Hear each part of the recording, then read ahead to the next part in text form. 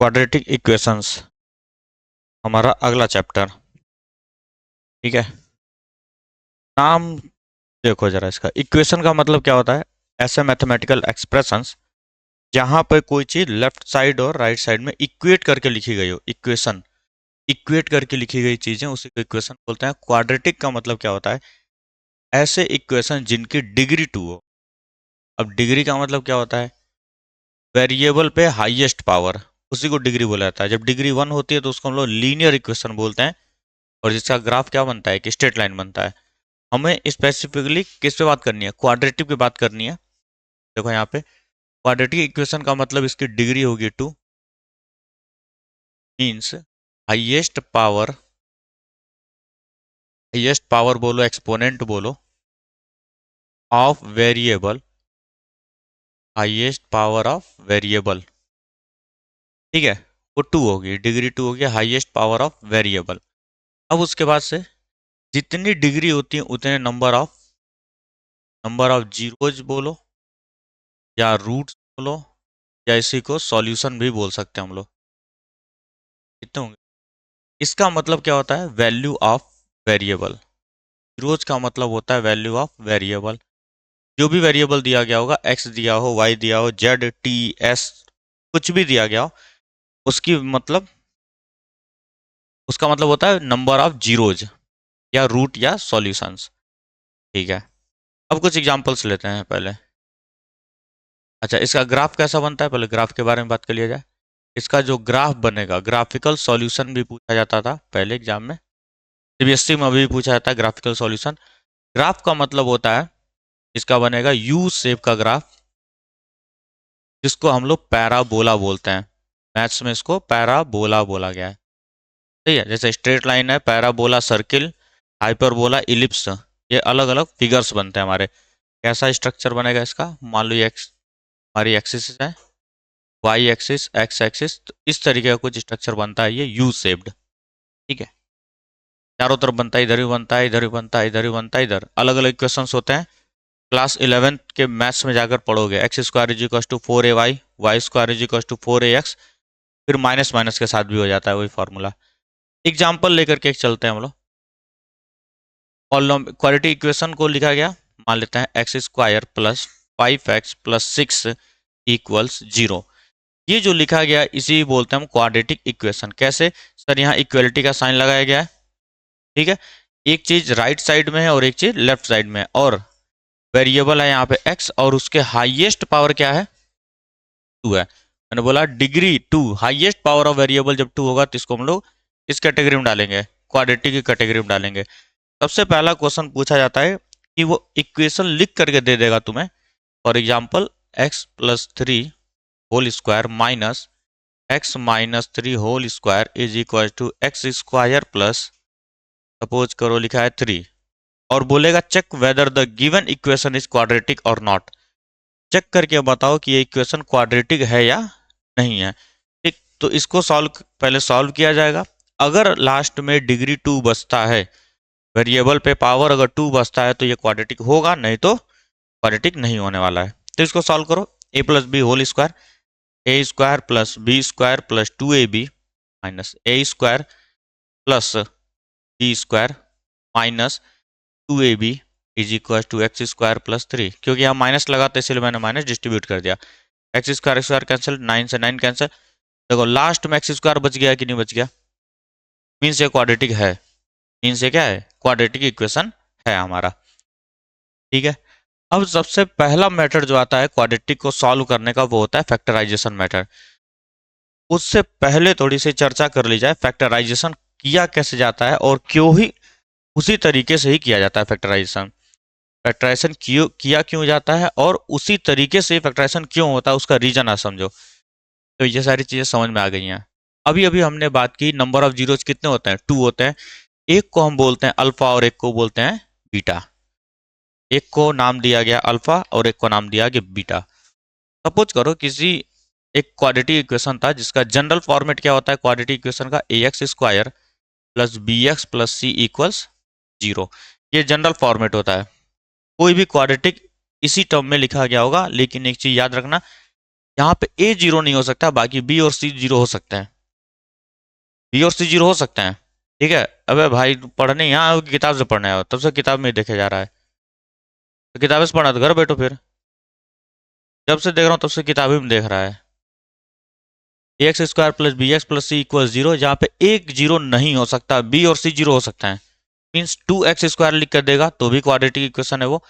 To x square plus three लिख के दिया तो भी क्वाड्रेटिक इक्वेशन है वो। Two x square plus five x plus six लिख के दिया तो भी क्वाड्रेटिक इक्वेशन है वो। सिर्फ और सिर्फ एक्स स्क्वायर वहां रहना चाहिए, बाकी रहे चाहे न रहे कोई फर्क नहीं पड़ता हमको। ठीक, आगे बढ़ा जाए फिर। तो सर इतनी बात हमको समझ में आई।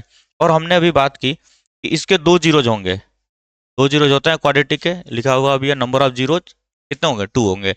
मैं एक जीरो को अल्फा मान लेता हूँ और एक जीरो को बीटा मान लेता हूँ, ठीक है। लेट, और जीरोज होते क्या है, वैल्यू ऑफ वेरिएबल ही होता है।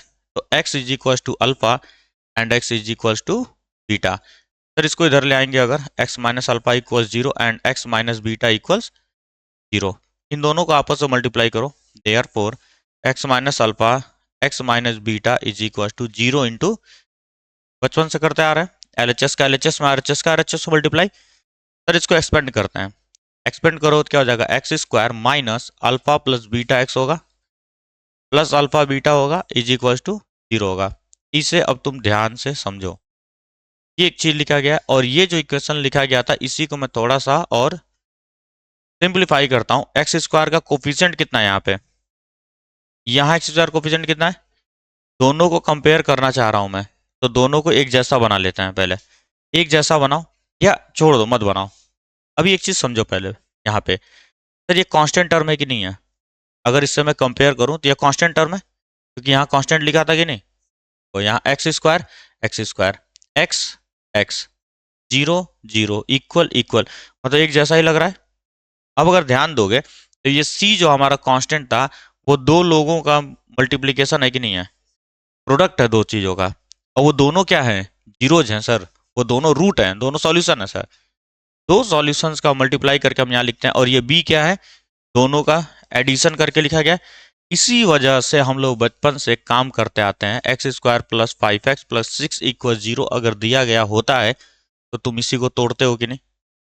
दो नंबर्स में हम तोड़ते हैं, सिक्स दो नंबर्स में तोड़ा जाता है, तो वो दो नंबर्स क्या क्या हो सकता है, एकदम ध्यान से समझना, पूरा बेसिक से बता रहा हूँ ताकि तुम्हें कोई कंफ्यूजन ना हो कैसे फैक्टराइजेशन किया जाता है। ठीक है, बड़े से बड़ा क्वेश्चन आएगा उसको भी तुम फैक्टराइज कर जाओगे। सिक्स को दो नंबर्स में तोड़ो जिनको मल्टीप्लाई करके सिक्स आता हो, one into six, two into three, three into two, six into one, और sir root six into root six भी तो हो सकता है। जितने भी रियल नंबर्स हैं, डेसिमल्स वगैरह को नहीं लिखते हैं, फ्रैक्शंस वगैरह को नहीं लिखा जाएगा। सर वो नहीं होगा, क्या होगा, वो भी होता है लेकिन हमारे डोमेन में नहीं है वो, समझ रही बात। क्लास टेंथ में वैसा नहीं आएगा, फ्रैक्शन में नहीं आएगा, तो फ्रैक्शन में भी टूट सकता है। Twelve into one by two लिख दूँ तो भी तो सिक्स आएगा, twelve into one by two लिख दूँ तो भी तो सिक्स आने वाला है। बारह में आधा का गुणा करेंगे तो बारह बटे दो कटेगा तो छः आया, है ना। लेकिन वो हमारे डोमेन में नहीं है, हमको वो नहीं पढ़ना है, हमें क्या पढ़ना है, कंप्लीट फैक्टर्स होने चाहिए, डेसिमल इसिमल नहीं, फ्रैक्शन वगैरह नहीं। ठीक है सर, बात हो गई कि ये नंबर जो होता है, ये नंबर जो होता है दो लोगों का गुणा होता है। ठीक है सर, मैंने मल्टीप्लाई के ऑल पॉसिबल पेज लिख दिए हैं, सही। अब यहाँ देखो क्या सिंबल लगा है, प्लस का, और ये कब आया, दो लोगों को मल्टीप्लाई करने पर आया कि नहीं। दो लोगों को मल्टीप्लाई करने पे प्लस कब आता है, या तो दोनों ही प्लस हो या तो दोनों ही माइनस हो, या तो दोनों ही प्लस हो या तो दोनों ही माइनस हो।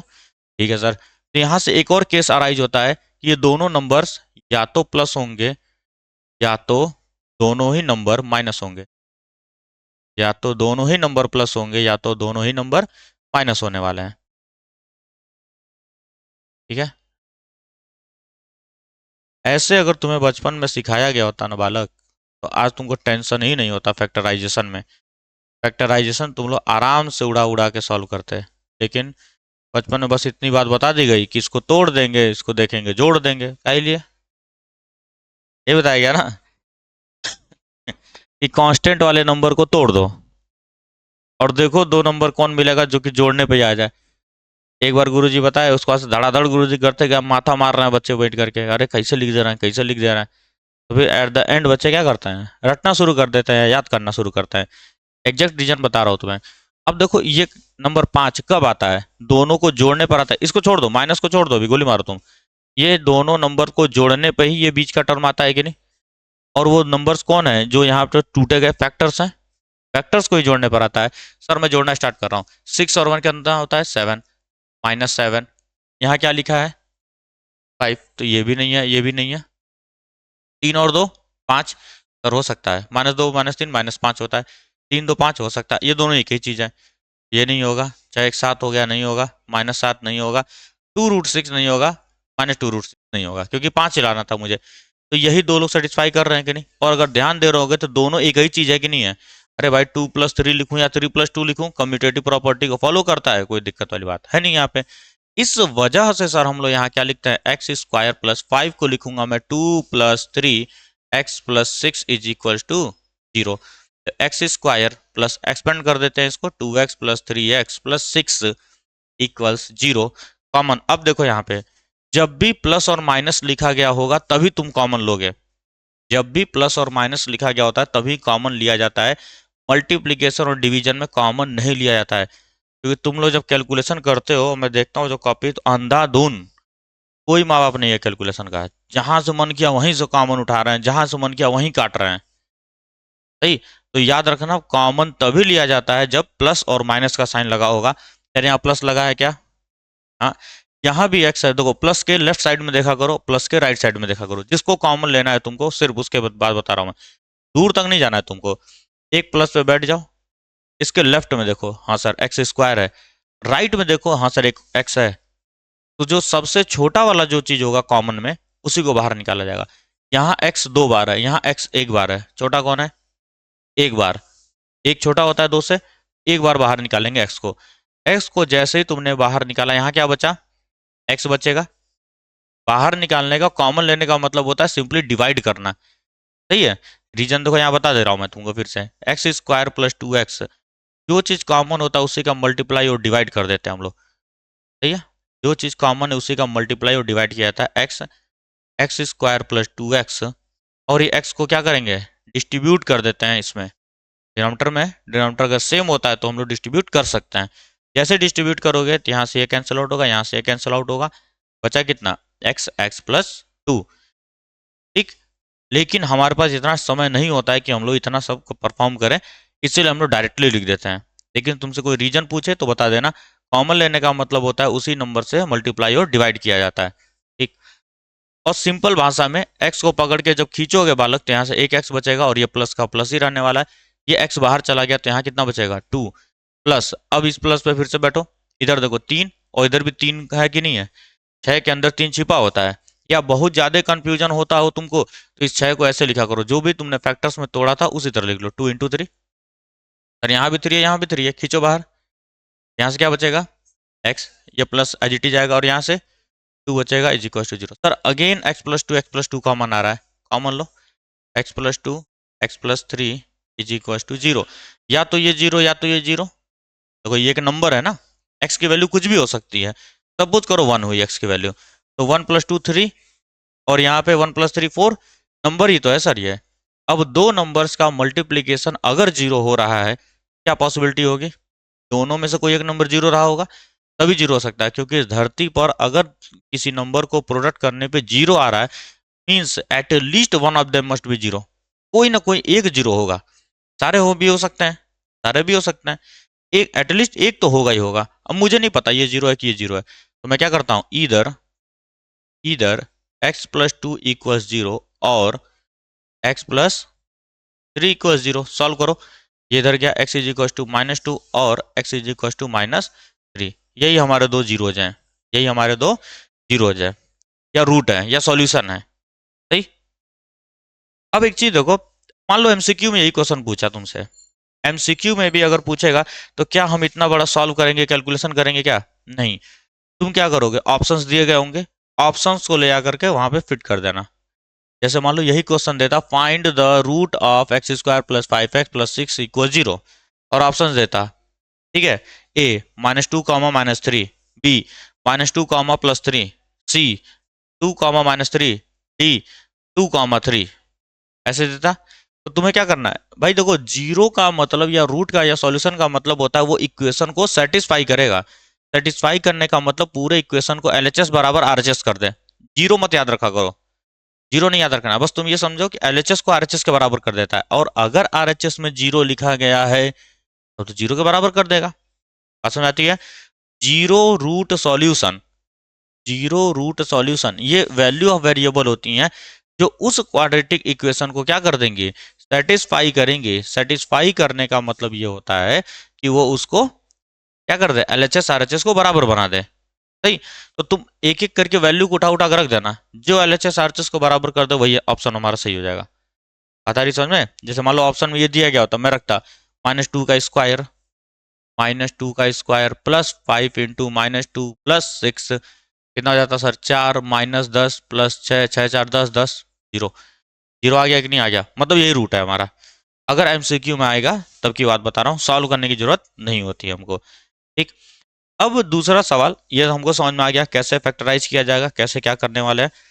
अब अगर एक और दुविधा होती है, एक और दुविधा होती है कि मान लो नंबर में आगे क्या कर दे, कोई वो कोफिशिएंट लगा दे एक्स का।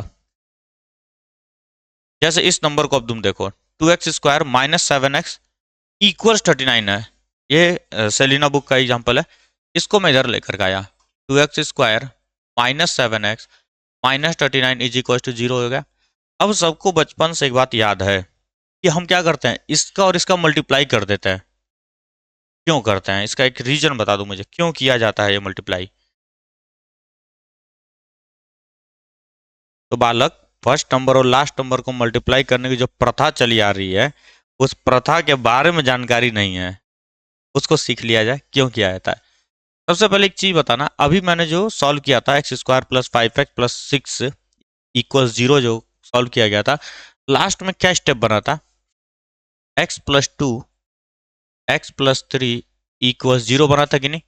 मैंने x² plus 5x plus 6 equal 0 को ऐसे लिख दिया था कि नहीं लिख दिया था?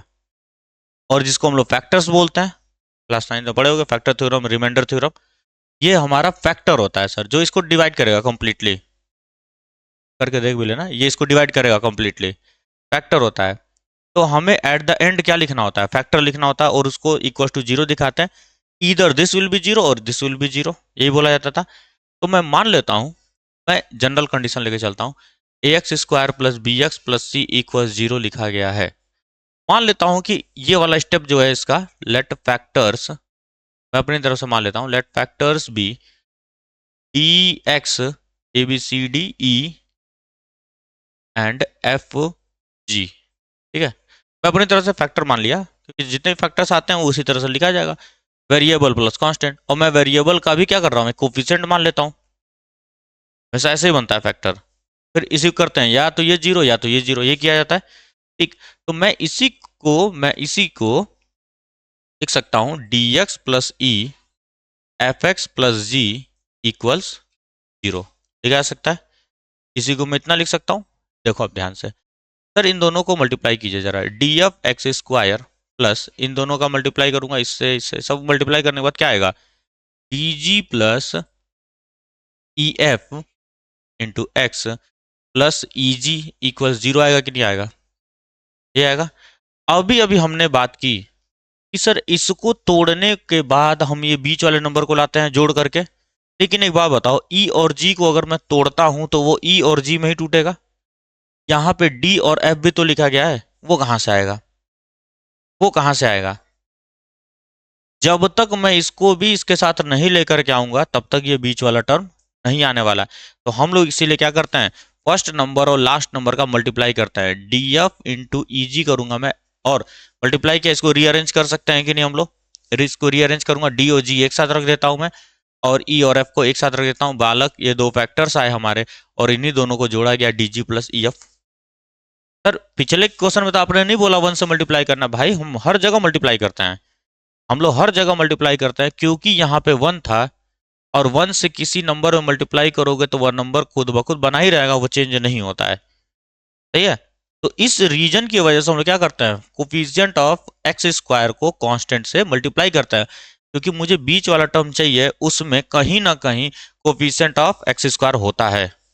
एक जनरल फॉर्मेट से मैं ले आकर के तुमको बता दिया इस चीज को। सही, तो अब हम लोग करते हैं वही काम। फिर से इन दोनों को मल्टीप्लाई करेंगे, 2 इंटू 39 कितना हो जाएगा सर?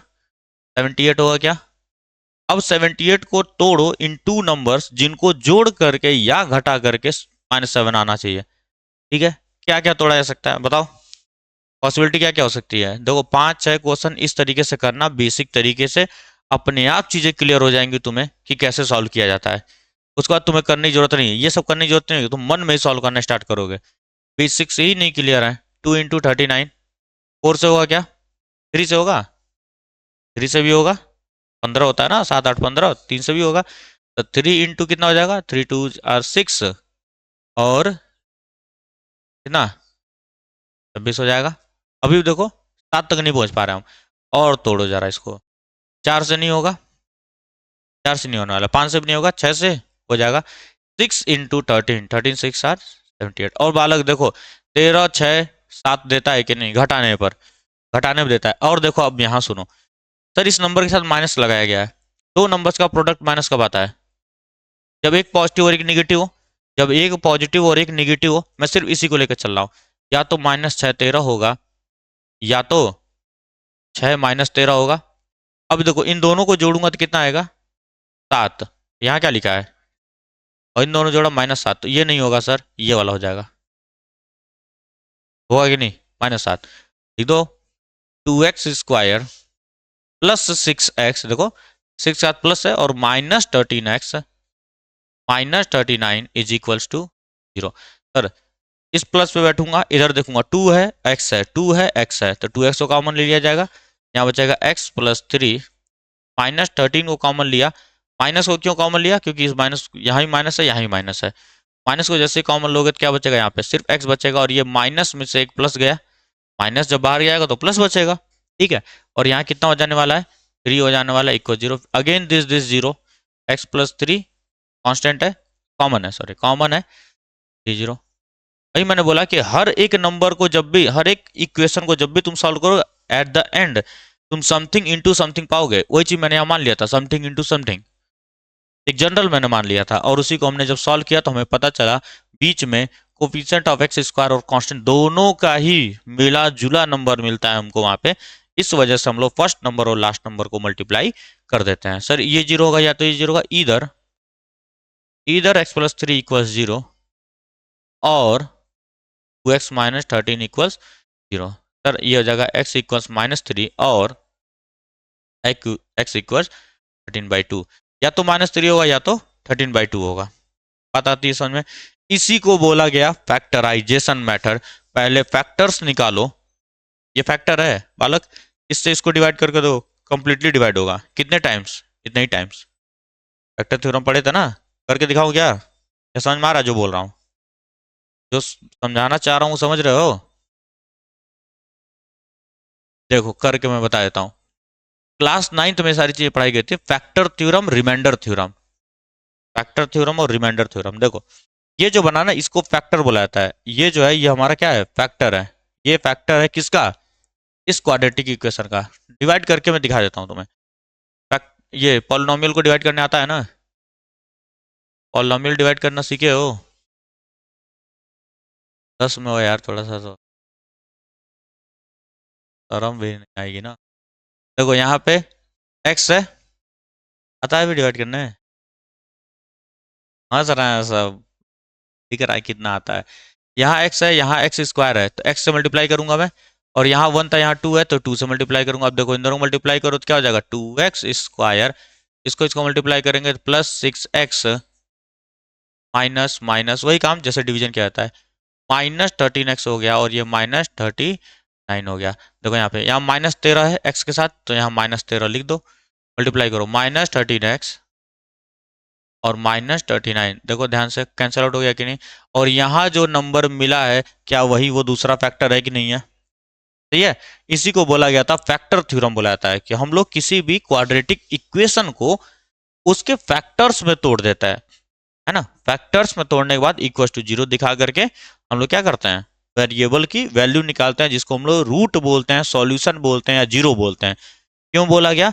क्योंकि वो उस इक्वेशन को सेटिस्फाई करता है कंप्लीटली, एलएचएस को आरएचएस के बराबर दिखा देता है। ठीक, आज बस इतना ही रखा जाएगा, कल जो है वो फॉर्मूला जो है उसका वो पढ़ देंगे।